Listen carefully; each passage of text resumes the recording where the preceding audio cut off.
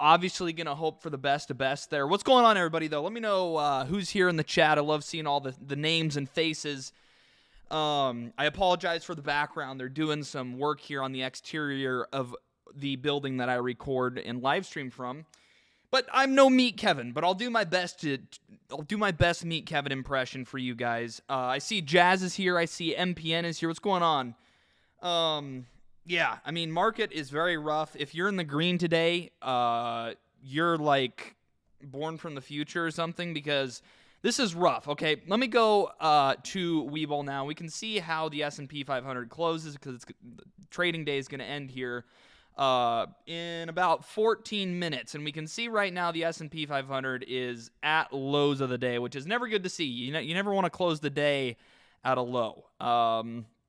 So obviously we hope that bounces back a little bit before the end of the day. Again, just to review, we're going to cover Disney earnings, Beyond Meat earnings, Rivian earnings, Bumble earnings, and Sonos earnings. If there's any other earnings reports you want me to cover, let me know in the chat, and I will do so. What's going on, everybody? Armin's in here. Scooby-Doo's in here. Learn Your Money's in here. Oh, Learn Your Money. I haven't heard from you in a while. What's going on? Stock Jockey's here. He says, we all still alive? That's a good question. But the Nasdaq is also at lows of the day right now. It's so funny because, it sucks right now, but on one of these days, we're going to hit the market bottom, but we won't know it's the market bottom until 2 or 3 months down the line, when we can look back and see when the exact bottom was. So, in my opinion, this is a buying market.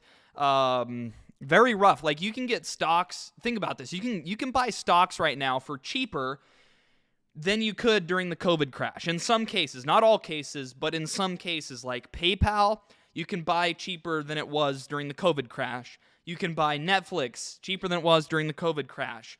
The list goes on and on. I'm actually going to do a video tonight, and I'll include all that information. But that's crazy to think about. Think about all of your friends and family members that either were jealous or they just complained that they didn't get into the market at the bottom in April of 2020 or March of 2020, and they missed out on all these gains that everybody saw.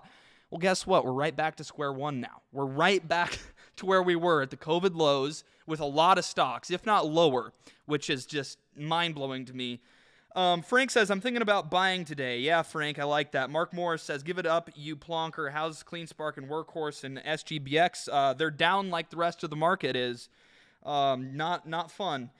Learn Your Money says, getting excited for these discounts. Absolutely. I know this, it's a blessing in disguise for the long term, especially for like my retirement portfolio. I'm young enough that I can soak up these losses. I really feel bad for the people that are like nearing retirement age, that are just like seeing their retirement funds dwindle. Like, think how scary that would be. All of a sudden, you went from knowing you had enough money to retire to maybe, oh crap, I don't know if this is enough anymore. It's kind of scary stuff to think about. I'm glad I'm not in that position. If any of you watching are, I'll pray for you. I'll just say that much. Because this sucks, and it's not letting up anytime soon. Stocks are still dwindling here into the close. Again, to review, we have Disney earnings after hours, Rivian earnings after hours, Beyond Meat earnings after hours, Bumble earnings after hours, and Sonos earnings after hours. If there are any other companies you want me to cover after hours that are reporting earnings, let me know in the chat box, and I will do so. I'll add them to the list. TH asked about CPI data. Yeah, so those of you that follow my channel know that I thought the CPI data release this morning was going to be like a really good bullish catalyst for us, for the markets in general. Obviously that didn't happen. We gapped down at the start of the day, and then we actually showed quite a bit of strength. But that strength dwindled right around noon or right around lunchtime, and it's been basically going down ever since then. And I honestly think the markets are missing the mark here. And this again is going to tie into the video I'm making tonight. So come back tonight for that video. But right now, the markets are looking for every possible reason to hit the sell button rather than every possible reason to hit the buy button, because there's two ways you could have looked at the CPI data this morning. One being, okay, inflation shows it's peaked, it's leveled off, it went down. Annualized now, we're at like 6.2% inflation. Last month, annualized was 6.5% inflation. So you can look at it that way. Okay, inflation came down, things are cooling off, and inflation's been the biggest worry for the market. Instead, the market decides to look at it as, inflation didn't go down as much as we expected. So we're going to hit the sell button. We're going to sell. Like, there's so many different cases where the markets could look at something as bullish or positive, but they don't, and the sell-off continues. This is real capitulation, in my opinion, where people are waving that white flag. I mean, seriously, like, the people in this chat watching this stream right now are some of the last retail investors in this market. This is so tough to be in this market.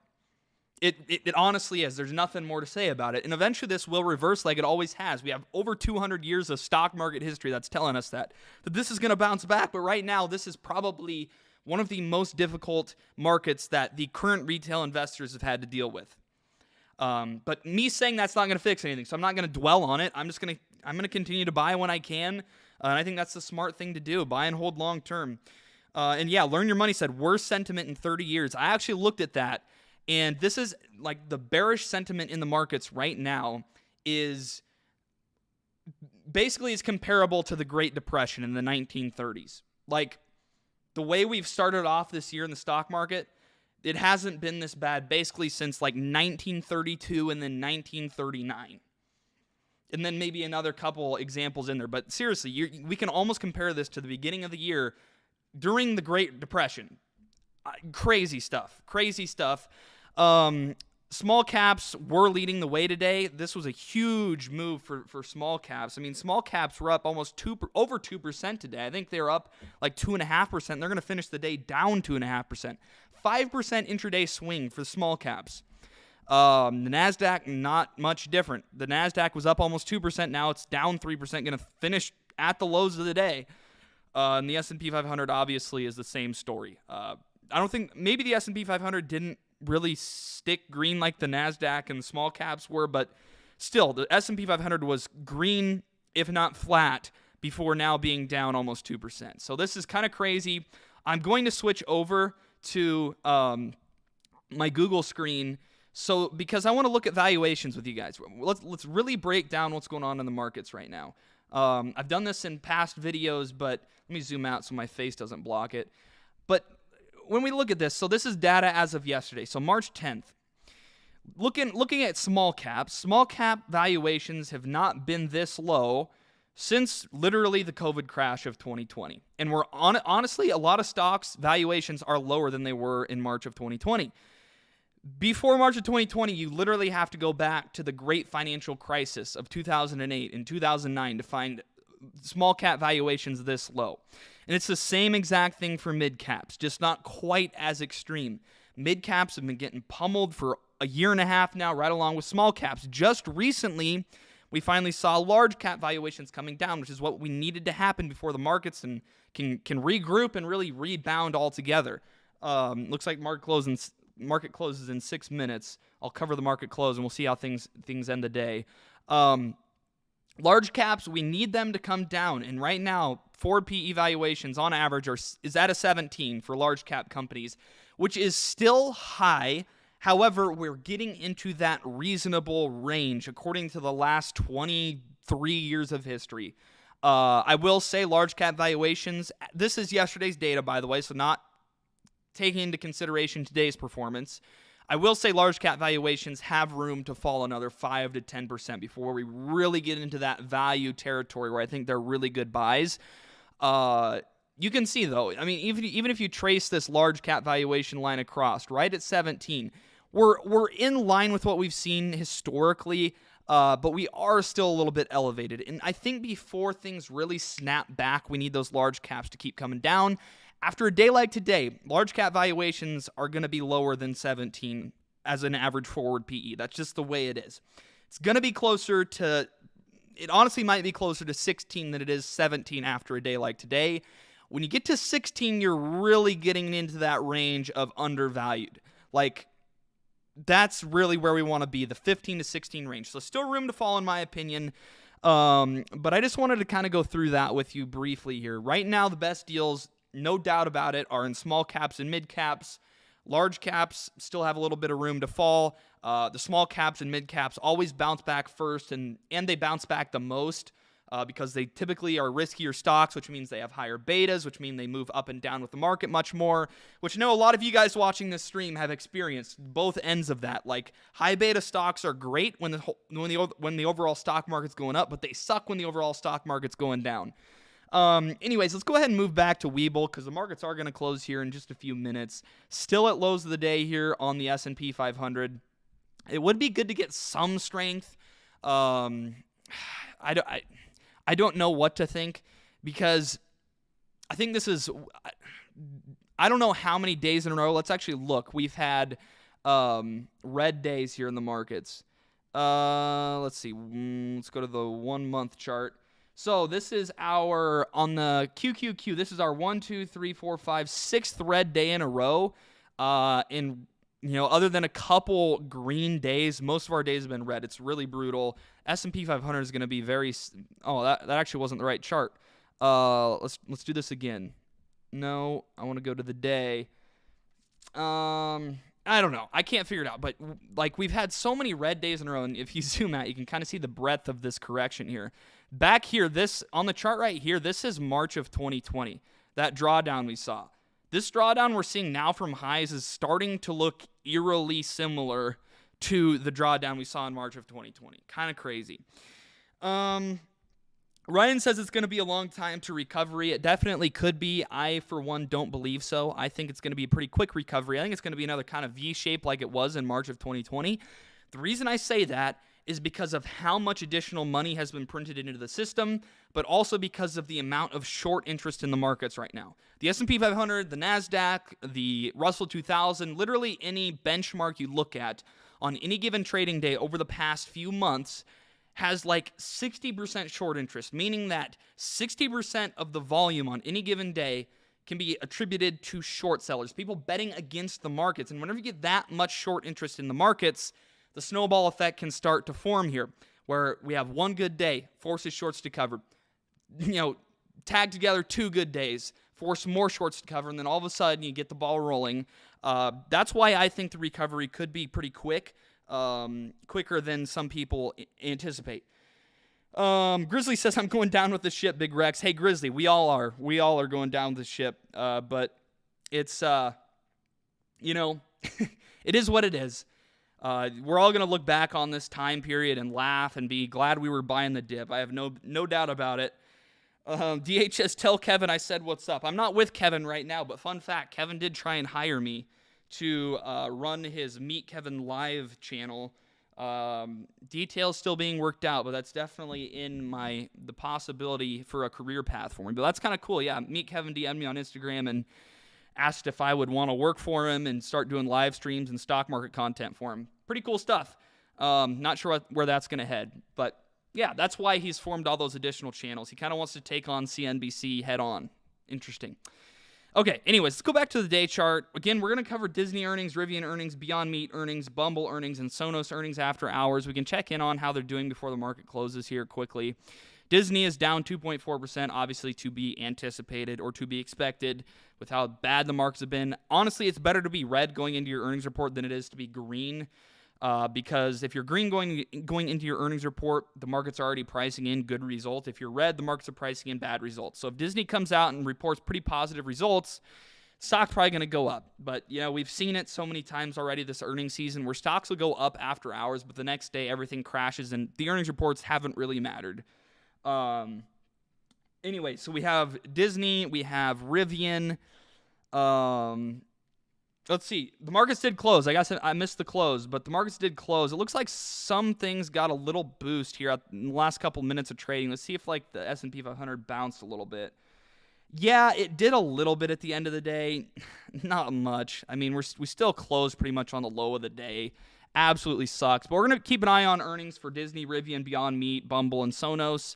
The QQQ also had kind of a small bounce. Like, the fact that stocks go up after hours like 2 or 3% just tells me how much market manipulation is going on. Because as a short seller, it is extremely hard to short sell stocks after hours because the volume is so low.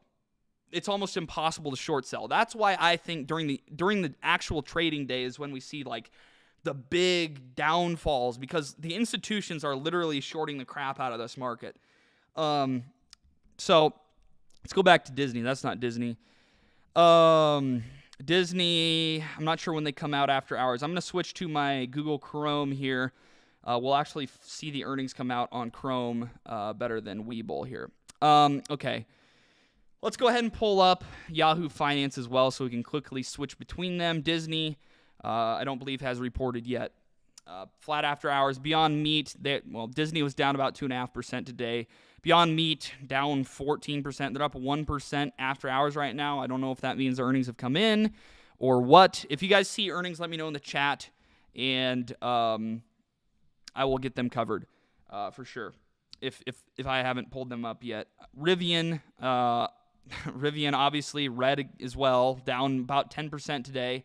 Very little green. Honestly, I'm curious what was green. Maybe like the oil stocks. Bumble reports after hours, and then Sonos we're going to cover as well. And Sonos was down 8.6%, down 4% after hours. So Sonos maybe came in. I don't see them in the news feed yet, but I'll keep an eye out for them. So we're going to wait for these earnings to come in. Obviously, earnings have not meant a whole lot in this market. Hopefully, today is a little bit different. Specifically for Disney, like if Disney has a good day tomorrow, it would be enough to at least give the market some strength so we can end this like drought we've had. Disney, by the way, their high was $189 in February last year. Ever since then, has been downtrending. $105 currently, and we can see even Disney. Going back to like the March 2020 crash, like Disney is very close to March 2020 prices. Think about that. All the people that complained about missing out on the big bull run that we had in 2020 and 2021, we're back to square one now. Seriously, that's mind-boggling. Let's see. Yeah, energy was up, Old Lion says, and I believe it because crude oil was up, 5% today. Gold and crude oil were like two of the only things that were green today. Chesapeake Energy is like a natural gas and oil drilling company, and you can see they're up 3%, which 3% when crude oil is up 5% really isn't that great of a move. So you can kind of see the negative impact the overall market's having on everything. Disney is still pretty much flat after hours, up 0.25%. I still don't have earnings in for any of the companies. Still waiting. Beyond Meat had a horrible day, but they're up 0.25% after hours as well. We're just kind of playing a waiting game now, waiting for these earnings to come in. When they do, I'll get them covered. If you did join the live stream, though, thank you guys. I love seeing all the new names in the chat box. If you are new here or returning, not yet subscribed, please subscribe down below. I'm no Meat Kevin. I'm just doing my best Meat Kevin impression. An Old Lion says utilities were up as well, and that makes a lot of sense because defensive plays typically would be up as well. I'm curious, like if Raytheon was down. Lockheed Martin maybe because of the war in Ukraine. Yeah, I mean, flat. So literally, like Lockheed Martin, the oil stocks, gold, and utility companies were the only green we saw today. Ridiculous. Bumble was reporting. See if we have any movement in Bumble. Down about 0.74%. They were down 8% today. Still nothing hitting my news feed. Oh my gosh. Ryan says MicroStrategy was down 26%. Lottie, what's going on? Thanks for checking in the chat box. Thank you. Hello, Lottie. MicroStrategy down 25%. Where were they at? Okay, that's going to be extremely hard to see. Where were they at in March of 2020, MicroStrategy? It's going to be impossible to tell. I guess they didn't buy Bitcoin until after that, so it doesn't really even matter. Let's go back to Disney. I'm curious as to why we haven't gotten any earnings come in yet. Disney now down 3% after hours. Now it's up 4%. Maybe Disney earnings came in just a minute ago. I'll refresh my news feed here. I'm still not seeing anything, which is interesting. I guess I could take to Twitter. No. Okay, I'm going to take to Twitter here quick and see if Disney earnings came in because that is a big move for Disney after hours. Let's go here. Disney. Walt Disney, yeah, so they just reported earnings. I don't see any breakdowns yet. Let's go ahead and open this. Okay, whatever I just clicked on. Here we go. Walt Disney today reported earnings for its second fiscal quarter. Revenues grew 23% and 29% respectively, despite a $1 billion reduction for the amount due to a customer early terminates license agreements to the film and television content. I can't read that all. But it looks like Disney had really good earnings here despite a $1 billion reduction. Crazy. Good. That is honestly... If Disney does go up on these earnings, that is huge for the markets. They were up about over 4%. Now they're up only about 1%. I am curious what the earnings and profitability came in at, which if this stupid press release will load, I'll get that to you. I know this business wire is probably bogged down from all the traffic of people trying to get in. Stock Jockey, put it in the chat for me. Disney Q2 earnings revenue $19.2 billion versus $20.3 billion. Expected EPS of 1.08 versus 120 expected. So it actually looks like a double miss from Disney, which is interesting. Let's see if they're still up. Yeah, they're still up after hours, about 1.5%. Diluted EPS from continuing operation for the quarter decreased to 26 cents from 50 cents. Let's see. Revenue growth was still pretty strong. Our strong results in the second quarter, including fantastic performance at our domestic parks. That's good to hear. Obviously, their theme parks doing well. I'm curious about their Disney Plus earnings because I know they probably took a little drawdown in their share price after Netflix's earnings were rough. Let's see if I can find any details on Disney Plus. Okay, 7.9 million Disney Plus subscribers added in the quarter. Total subscriptions across all DTC offerings exceeding 205 million. Looks like subscriber-wise, they're doing very well, which might be part of the reason it's up after hours. Is kind of they had that negative reaction originally to Netflix's results. And obviously their theme parks are doing really well. So good news from Disney here so far, and the markets are liking what they're hearing, up about 3%, bobbing around 3-4%, 2%, somewhere in that range. Okay, let's see. Let's see. So Disney was the key one we got. So far, looking really good, up 3%. Let's see if Beyond Meat has come in. Beyond Meat is down 4.6% after hours. Maybe Beyond Meat came in. Yep, Beyond Meat came in. Finally, these are hitting my newswire like they were supposed to. Walt Disney Q2 adjusted EPS of $1.08 beat a $1.07 estimate. So that was actually an EPS beat by Disney. They also had a guidance beat. Look at that, guidance beat. Sales of 19.25 beat the $18.88 billion estimate. I said guidance, I meant sales. I don't know why I said guidance. Beyond Meat, though, Q1 EPS of negative $1.58 misses pretty bad. Oof, that's a bad EPS miss from Beyond Meat. Missed the $1.01 estimate, negative $1.01. The sales also missed by $3 million. Disney Q2 sales for Disney Media Entertainment Distribution segment up 9% year over year. Disney reports total Disney Plus paid subscribers up 33% year over year. Again, really good subscription growth there for Disney. Beyond Meat guidance sees fiscal year 2022 net revenues of $560 to $620 million versus a $588 million estimate. So right in line with guidance there for Beyond Meat. So with Beyond Meat, obviously the double miss on sales and earnings is going to hurt them. And you can see that after hours, down about 5%, 4.4% now, down about 4% after hours. Let's go back to Disney and see if they're still green. And they are. They're still up 3.4%. Again, that's going to be huge for the markets tomorrow if that continues. Let's break down this Disney earnings report a little bit more.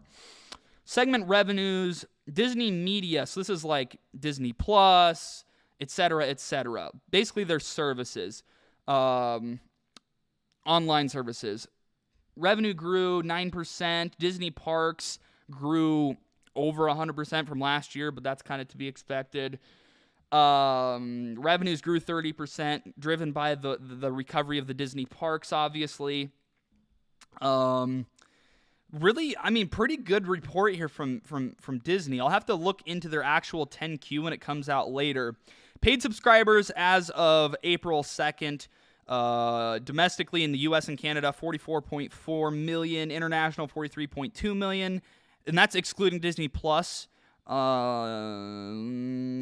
ESPN Plus. Oh, wow, that's interesting. ESPN Plus grew 62% year over year. That's really interesting. Hulu, both business segments grew about 10%. Pretty solid growth there for Hulu as well. Disney Plus, we already kind of covered that. average revenue per subscriber, ARPU, average revenue per user, basically, grew. That's always good to see. Positive growth there. In particular, keeping up with inflation, because if inflation is larger than these percent changes to the upside, then it's kind of a net loss for Disney. But it looks like they did pretty well there. So pretty good report here from Disney. I'll break down the 10Q later tonight in the Discord server maybe, because this earnings report is huge for the market. Still up 3%, now up 6% after hours. Let's go back to the news feed and see if any headlines came out here pushing that higher. Not seeing anything. All right, let's go check in on Beyond Meat again. Beyond Meat was down because they had a double miss, and then their guidance was right in line. They're still down about 4.5%. But we also had Rivian earnings, and I don't know if we've gotten Rivian yet. They're up 5% after hours, 6% after hours. So Rivian must have just came in. Let's go ahead and go to Twitter since it's not hitting my news feed yet for some reason. See what Rivian did. Rivian, first quarter revenue of $95 million. The estimate was $131 million. So a pretty big miss. They still expect to produce 25,000 vehicles this year. Interesting. Big revenue miss there, though, for Rivian. Earnings loss per share of $1.43 versus a loss of $1.45 expected. So they actually beat on EPS, but a horrible revenue miss. I'm kind of surprised they're up after hours. Their gains are fading a little bit now, but that revenue miss was pretty big. The fact that they say they're still on track with their production might keep the stock green, because with these startup pre-revenue companies, basically that's all that matters, is if they stick to their projected timeline and their calendar and their schedule, and they stay on top of things and not get behind schedule with their production and deliveries. If Rivian's staying on schedule, ultimately that's a pretty good thing. So I'm rooting for Rivian to stay green. If they stay green, obviously that would be good for the overall risk-on behavior in the stock market as well. Really bobbing around after hours, though. We'll have to see where that settles. Let's see. Somebody asked, where's Kevin? Kevin is catching a flight. I don't remember where he's going to, but he is catching a flight right now. So I'm doing my best Meet Kevin impression. I know that I am no Meet Kevin, but I'm doing my best. Disney's settling in here, up 3% after hours. Really good to see. Let's go ahead and check in on Bumble. Bumble was another one that was reporting earnings after hours. Bumble up 15%. Wow, Bumble. Has Bumble came in? Bumble has not hit my news feed. Let's go to Twitter for Bumble as well. Bumble, though, up 15% after hours. Obviously, the online dating is doing pretty well. Bumble GAAP EPS of 13 cents and a revenue of $211 million. Oh, Bumble was actually expected to lose money. They were expected to lose 3 cents per share. They came in with positive 13 cents per share, and they beat on revenue by $3 million. So right there is why Bumble's up 15% after hours. Really good for Bumble, really good for the markets as well, for the risk-on behavior again. So really good results from Bumble. Hopefully that 15% sticks. I know that we've had results like this in the past where stocks will report really good earnings and they'll be up 15% after hours, and then they'll fade, and then they'll actually be red the next day. Very difficult market to monitor. Tetris says, is this Kevin's son? No, I am not German. I am not German like Kevin. Although Kevin, if you guys missed it earlier, did DM me on Instagram and ask me to come work for him and run his Meet Kevin Live channel and meet stocks. So kind of cool. Maybe something I'll do in the future. Okay, the last one we had on our list was Sonos Group. I don't know why I keep saying Sonos Group. It's just Sonos. Sonos is up 20% after hours. So other than Beyond Meat, we've had really positive reaction to these earnings. Really positive reaction. Like Sonos up over 20%. Now let's see if Sonos... I don't see Sonos in my newsfeed. It'll show up here eventually. But we did get Bumble. We already kind of covered it, but Bumble Q1 EPS, positive 13 cents, beat the negative 3 cent earnings per share estimate. Big deal. Sales beat by $3 million as well. Another big deal. Really good results from Bumble. Rivian EPS missed pretty badly, and their revenue missed pretty badly. They still see production being in line with what they've previously projected. Bumble, here's Bumble's guidance. They see Q2 revenue of 218 to 221 million, which is actually under the estimate. So they actually missed on guidance, but they for full year, they're pretty much in line with their revenue guidance. Rivian reaffirms fiscal year 2022 guidance, so that's why Rivian's up after hours, at least last we checked. But really positive reactions, like Disney was up 3%, Rivian's up 3%. I'm actually going to take notes of this on my notepad here. But Beyond Meat is really let's go back to Disney, though, quick. I do want to see if Disney's still hanging in there at around 3%. Yeah, 3.5% after hours. This is a welcome sight. Obviously, it's easier to be green after report earnings after a bloodbath of a day in the markets.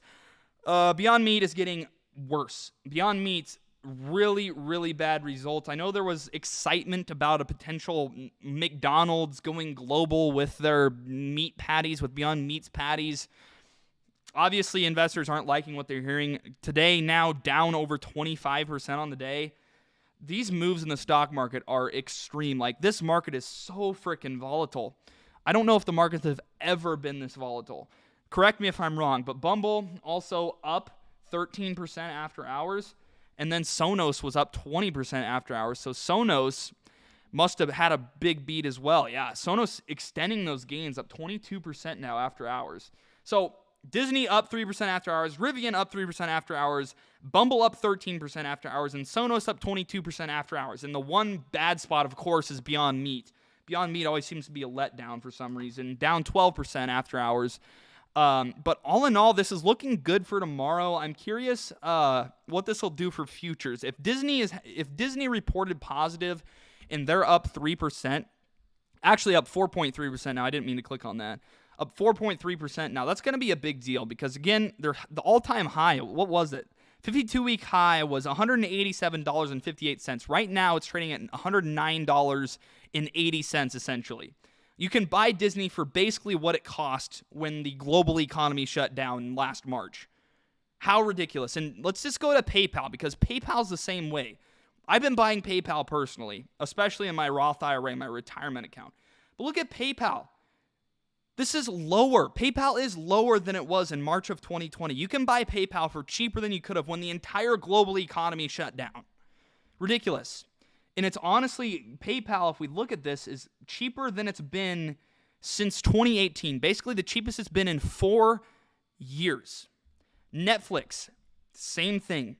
Netflix has its own issues, but I think the downside here with Netflix has been a little bit extreme, literally falling off a cliff. And Netflix, trading for $166, is as cheap as it's been since basically 2017. So 5 years now. If you bought Netflix 5 years ago, you would be break even.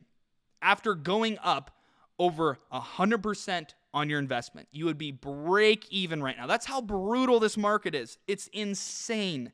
Insanity.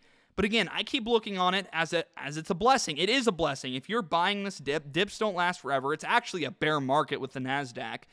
But if you're taking advantage of these dips and this bear market and these market corrections, long term, you're setting yourself up very well. And your future self is going to thank you.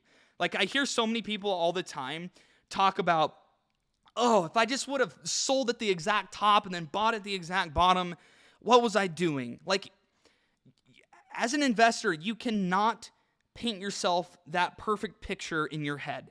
I know it's extremely tempting to do so because that perfect picture is what you think would have happened or was likely to happen if you weren't dumb. But the bottom line is humans are dumb sometimes. Humans are imperfect, which means humans are going to make mistakes.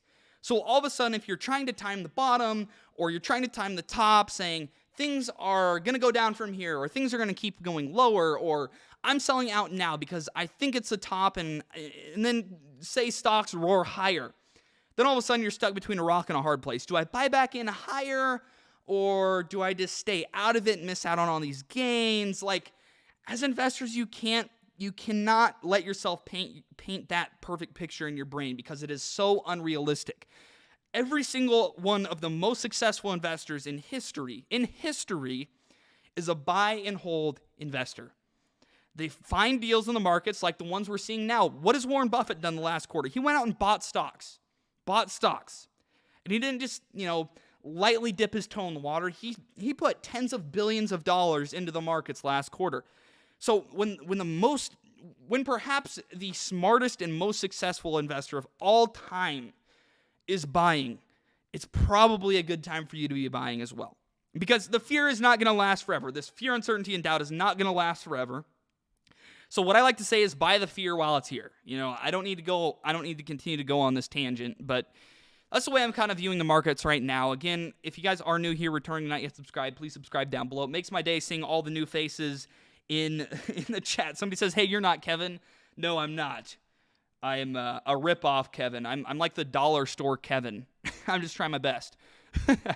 Anyways, Sonos, Q2 adjusted EPS of 26 cents, beat the 7-cent estimate. So Sonos beat EPS by a wide margin. Sales also beat by about $50 million. They reaffirmed their sales guidance, which is always a good thing as well. Let's check in on Disney after hours again. Last time we checked, they were up 4.5%. I just want to make sure these gains are sticking. Still pretty much sticking, up 3.5%. Rivian was up 3% last we checked. Despite kind of a revenue miss, Rivian's up 8% now. So Rivian's actually extended its gains, perhaps because they're staying on track and on their timeline with their production and delivery schedule. Beyond Meat was sucking, down 12% after hours, after already being down 13%. Oh my gosh, Beyond Meat is down 23% now. Oh my word. Beyond Meat is a $20 stock now. Beyond Meat is a $20 stock now. This has got to be the lowest Beyond Meat has ever been. It is. This is the lowest Beyond Meat has ever been, ever since it became a public company in 2019, like May of 2019. This is the lowest it's ever been. And it hit a high. I remember this. It hit a high of like $230 per share, $250 per share, down to less than $20 now. Less than $20. This is less than a $1.5 billion market cap now. And it's a company that's bringing in, let's see, $500 million in revenue. They have $730 million in cash. Now, there is $1.16 billion in debt. But still, I mean, like, holy smokes. Revenue is supposed to grow 26% for years to come into the future. I know profitability is not close to what the markets care about, and they always should care about that over sales growth. But, I mean, come on. What is the price to sales ratio on this is what? Price to sales is 5, and that's high because the market cap right now is $1.5 billion, not $2.4 billion. Price to sales is way less than 5. Forward PE, I'm not going to look at that because they're not profitable, I guess. But holy cow. That is insane. This market is insanity. I don't think I've ever seen so many stocks down 20%, up 20%, down 50%. Like, what were the two stocks? Upstart recently was down 50% on a trading day, and there was another one as well that was down 50%. And Upstart was down another 17% today. Just in October of last year, Upstart was a $322 stock. It is $28 now, folks. Wow. This market is insane. And like, if you are buying these stocks right now, which I think you should, like, how could you not be buying some of these stocks at these discounts? You're going to do very well, in my opinion. Okay, what Tiger Woods asks about the TQQQ. Oh gosh, this is the triple leveraged Nasdaq. And let me show you something. I could actually, I don't know if I want to do that. I was going to log into my Roth IRA, but I don't know if I want to look at it today because I know it was bad. Whenever I get like a really bad red day, I just don't look at my account because I don't, like, it makes me feel so bad. But I know, like, if the markets are in a bear market, what I'll do is I'll go in there once a month when I get my paycheck, put my money in cash into the account, do some buying, and then I don't look at it the rest of the month because I just don't want to see it. I do what I'm supposed to do, and then I leave it. But yeah, TNA, this is the one I own, down 7.4%.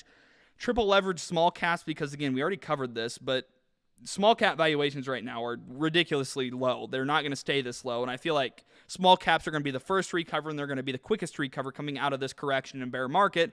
Obviously, it remains to be seen if I'm going to be correct on that or not, but, I mean, gosh, I can't even remember. I bought TNA in my Roth IRA like at 45, like in this range right here, thinking, okay, the markets have been flat here for a little while. Maybe we're establishing a bottom. Nope, down further, down to $35 per share.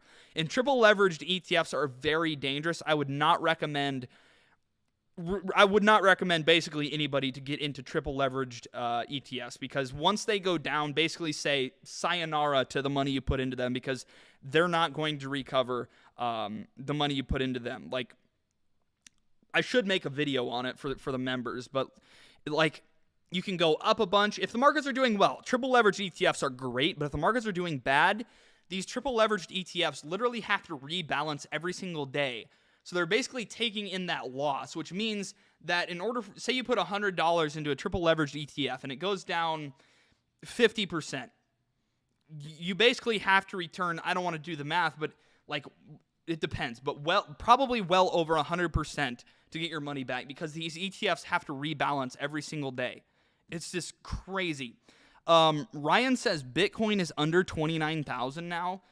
I'm not seeing that on Yahoo Finance. I guess I could look on Webull, which might give us a better look at things here. I'm seeing Bitcoin right at 29,000, so not quite under 29,000 yet, but I think it definitely could be. Beyond is cash flow negative. Don't look at price to sales. Look at free cash flow. Yes, you have a point, but I mean, even if you're cash flow negative, you can look at price to sales, because it gives you a good idea of, like, it's a good valuation metric. It's a good alternative to using a PE ratio, which you have to be a profitable company to have a PE ratio, right? So it's just kind of an alternative you can look at. I'm not saying it's the best metric, but it's something you can look at for unprofitable companies. Tiger Woods says, look at the long-term chart of TQQQ. It is absolutely amazing, in his words. Okay, I'll look at this. Wow, yeah. Jeez. So this is exactly what I just talked about, literally, with triple leveraged ETFs. You can see, since 2016, as the markets have been going up, TQQQ has performed exceptionally well. But you can see how quickly all of those gains have disappeared in TQQQ because the markets are down. Like, the markets right now are not down to June of 2020 levels. I know some stocks are, but the markets in general are not down to June 2020 levels. So you can see how quickly all of those gains have disappeared for investors in TQQQ. Now, if you can time it out right, triple leveraged ETFs, great investment. It's much more of a gamble than it is an investment, but if you can time it out right, you can make a lot of money really quickly. The scary thing is you can buy call options on triple leveraged ETFs. Literally putting leverage on something that is already triple leveraged. Like, I don't know how that stuff is allowed in the stock market, because I don't want to know how much money has been lost to that sort of stuff. Oliver says, imagine having bought Bitcoin at 29,000 when it hits 500,000. Yeah, I mean, if you believe in Bitcoin, which I happen to, I believe Bitcoin is here to stay. Like, buying at 29,000 over the long term, you're probably going to be really happy with it. Like, every fiat currency, so the dollar, the euro, every single one of them is destined to fail, because the value of them continues to drop over and over again, because to stimulate the economy, basically, banks, the central bank, has to find ways to create more imaginary money. The way they do that is through loans. Any loan you take out, any loan somebody takes out is not 100% backed by gold. Or we could even say by Bitcoin, even though that's unrealistic. There's no hard asset backing. There's no hard currency, no hard token backing a loan you take out. All of those dollars are unsettled dollars that the central bank has to create out of thin air so that it stimulates the economy. Loans can be taken out. People want to spend money, right? That's kind of the danger with a fiat currency like the US dollar. And I know it's a necessary thing, but that in my mind is what makes Bitcoin so special, because there's a limited supply. Nobody can mess with the supply. It is 100% backed, meaning if you want to redeem your Bitcoin, you can redeem it for 100% of its price. Like the UK, I don't know if I'm saying that correctly, the UK or Great Britain, whatever, And America made a big mistake, in my opinion, going away from the gold standard. I don't need to talk about all this. Like, we're not here to talk about currencies and the dollar. I'm sorry. I shouldn't get into that tangent. But it is interesting. Like, fiat currencies all have failed in history, and all fiat currencies will fail in the future. And I think Bitcoin is one of those things. Obviously, there's things that it does not do well, that it needs work on. But I think Bitcoin is here to stay for the simple fact that it is 100% redeemable. There are 21 million Bitcoin that will ever be in circulation. Nobody can change that. Obviously, the reason I hate Bitcoin and cryptocurrencies, I hate them, but I'm going to invest like millions of dollars in them by the time I retire, is because there's no pressure. There is no pressure that is forcing people to get exposure to Bitcoin and cryptocurrencies like there is for people to use the dollar. Think about it. If you don't use the dollar and you don't pay your taxes in with the dollar, or pay money in with the dollar to repay a loan, you are subject to go to jail. In some cases, in some countries, you are subject to being executed. That is tremendous pressure to start using a currency. And unfortunately, they're negative pressures, but that's what forces people to use the dollar, the euro, the pound. Bitcoin doesn't have that. Use Bitcoin, don't use Bitcoin. Who cares? You don't have to pay your taxes in with Bitcoin. You don't have to pay off loans with Bitcoin. There's no pressure there to use Bitcoin, which is why the adoption is so difficult. That's what I hate about Bitcoin and cryptocurrencies. Literally, you believe in them, or you don't believe in them. And the people that believe in them try and force other people to start believing in them, which most things in history, if you're being forced to believe in something, it's generally not a good thing. It doesn't end up working out. That's why I don't like it. But I do like it because I'm going to invest millions of dollars in it by the time I retire. So I've been on a tangent now. I should get away from this. So I'm sure that confused some people. I'm sure some people understood me. Whatever. Disney's still up 3% after hours. Good to see. Checking on Rivian one more time. Rivian is up 6% after hours, so kind of extending their gains. Beyond Meat was down 23% last we checked. Right now, down 19.20% basically. So hopefully they can recover a little bit. Their earnings call is probably going to be a big deal. Bumble is still up 7%. They were up 13%. Now they're only up 7%. So they're cooling off a little bit. And then Sonos was up 20% after hours, and they are still up 18.5%. So if you guys are new here, returning not yet subscribed, please subscribe down below. I would greatly appreciate it. Thank you all for coming out. It is my finals week, so I'm going to go take a final here, and then I'm going to upload a video tonight. I hope to see you all there in the comment section, hitting the like button, whatever. Thank you all for coming out. It makes my day seeing all the new faces in the chat box, all the new faces coming into the subscription feed. All those things makes my day. I'm not just saying that. Like, it literally makes me smile. So yeah, with that, guys, I hope you have a great rest of your day. Stay blessed, and peace out. Well, this is awkward. I got